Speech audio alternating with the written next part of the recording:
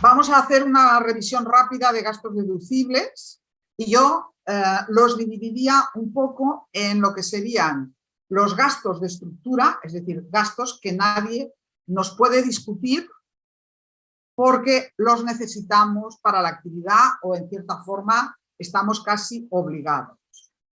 En principio, la cuota de autónomos, esa que no nos gusta nada y que es obligatoria. Los gastos de alquiler y de los suministros que pueda tener un local si es que realizamos la actividad en el local. Las que trabajamos en casa, luego, que creo que todas, con independencia de si tenemos o no local, luego veremos ese tratamiento fiscal de los gastos del domicilio. Si tenéis trabajadores, los salarios y la seguridad social. Luego los seguros obligatorios relacionados con tu actividad. Y aquí quiero hacer un inciso que os puede interesar a todas, que si tienes también una cuota médica, es decir, pagas cualquier entidad sanitaria tipo Asisa, AXA, Sanitas, es decir, esas mutuas complementarias de asistencia médica, te puedes deducir 50 euros por persona y mes de tu unidad familiar, es decir, de tus hijos y tuyo, no de tus padres o de un primo, no, de esa unidad familiar que sois vosotros. Que es un seguro que no está relacionado con la actividad, pero que la ley permite deducirlo a los autónomos. Y luego también te encontrarás como gastos deducibles lo que es la reparación y la amortización de los bienes de inversión para tu actividad, es decir, el ordenador, la mesa, la silla, la estantería, todo lo que es necesario para esa infraestructura de cualquier autónomo. Y ahora vamos a ver si trabajas desde casa. Supongo que todas trabajáis desde casa, ¿verdad? Bien, pues puedes deducir el 30% de tus gastos. Aquí cada uno tendrá el que sea, pero digamos que más o menos son generales, en función de los metros cuadrados que utilices. Y dirás, bueno, ¿y cómo sabe Hacienda cuántos metros utilizo? Yo siempre digo que tienes que dar de alta esos metros cuadrados en el modelo 036. Y esto hay que hacerlo de una forma coherente. Es decir, si tú tienes 100 metros cuadrados de piso y tienes 4 hijos, pues va a ser que te va a tocar unos 15 metros con mucha suerte. ¿Por qué? Porque no va a haber espacio para los demás. No es lo mismo que si tienes 100 metros y tú vives sola y ahí te montas tu estudio de grabación, tu despacho, pues a lo mejor ahí son 50 metros. Es decir, hay que ser coherentes en función de la familia que vivimos y del espacio que tenemos. Eso sí, si no tienes de alta esos metros cuadrados en el modelo 036, no vas a poder deducírtelos.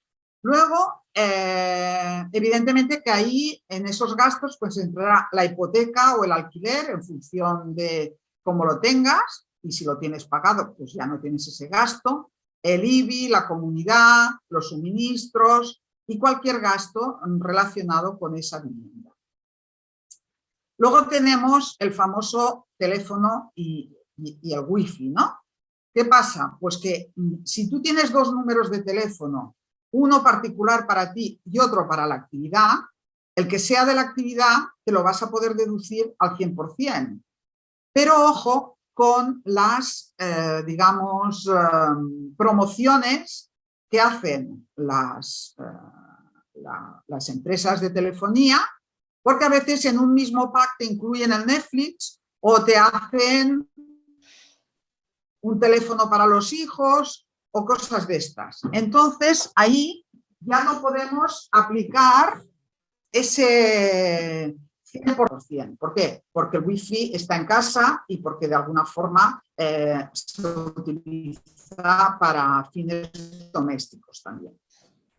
Yo siempre digo que si alguna marca de coches le da por fabricar una furgoneta que sea, digamos, utilizable vía turismo, realmente todos los autónomos compraríamos esa modalidad.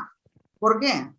Porque en relación al IVA, ese coche normal, bueno, si es de alta gama, ahí no te puedes deducir nada porque dicen que esos son gastos suntuarios. Pero si es un coche, digamos, normal, entonces ahí te puedes deducir el 50% del IVA. Tanto va si lo pagas al contado, en leasing, en renting o como lo pagues. El 50% del IVA te lo puedes deducir. Ahora bien, no te puedes deducir el gasto. El gasto en el IRPF o en el impuesto de sociedades no te lo puedes deducir porque se considera que también lo estás utilizando para fines privados. Esto es lo que en el ámbito llamamos prueba diabólica, que es que cómo vas a demostrar que nunca has cogido el coche para llevar a tu hijo al médico o para irte a la playa un fin de semana. Entonces eso implica que ese gasto no sea deducible. Si tienes una sociedad con el coche para el administrador, pasa lo mismo, pero digamos que aún es peor porque te pueden aplicar como retribución en especie un porcentaje del valor del coche. Y si no lo haces como retribución en especie, consideran que son beneficios encubiertos y ahí también tendrías que pagar impuestos. Por lo tanto, lo del coche lo tenemos un poco mal. Pero, ¿qué ocurre? Pues que es muy normal, por ejemplo, pues desplazarse para hacer formaciones, para el encuentro de locas y valientes, para un montón de cosas que realmente están relacionadas con la actividad. Entonces ahí tenemos dos opciones. Como dietas, te vas a poder deducir 26,69 € de lo que gastes en restaurantes, en cafeterías, de lunes a viernes y lo pagas con tarjeta. ¿Entendéis? No vale los sábados ni los domingos. Y de alguna forma el pago con tarjeta es imprescindible. Además de guardar el ticket, claro. Y además, como el coche no nos lo dejan deducir, tenemos por concepto de viajes el pago, la deducción de 9 € por kilómetro. Es decir, las que habéis ido a Madrid en coche, pues os podéis deducir, contáis los kilómetros y os podéis deducir esa cantidad, siempre que demostréis que habéis ido, evidentemente. Es normal a veces, el asesor dice, ¿ha ido a un evento, a un congreso? Lo pongo como otros gastos. Todo lo que pongas como otros gastos es algo discutible. Es algo que tienes que demostrar que está relacionado con los ingresos. En cambio, si esto lo contabilizas como publicidad, entonces se puede considerar como un gasto no discutible. Evidentemente que cuando vas a estos eventos haces networking y el networking es una forma de hacer publicidad de tus productos. Entonces, este detalle es importante. Otro tema, todas utilizamos plataformas y herramientas digitales. Os puedo decir que los de Hacienda no saben ni lo que es. Es decir, ven facturas de plataformas digitales y ahí que se quedan sin reaccionar. Bueno, pues ahí también es importante, evidentemente que son gastos deducibles, es importante contabilizarlos como suministros. El segundo apartado hemos hablado de los gastos de estructura y el segundo son los gastos relacionados con tus ingresos.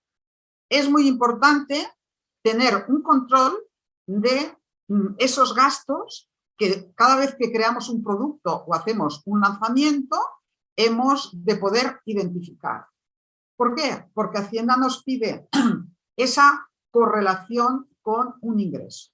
Es decir, es importante que a lo mejor estamos haciendo un lanzamiento de 2 o 3 productos y utilizamos a terceros para que nos ayuden. Pues identificar cada uno porque es mucho mejor de cara a una inspección.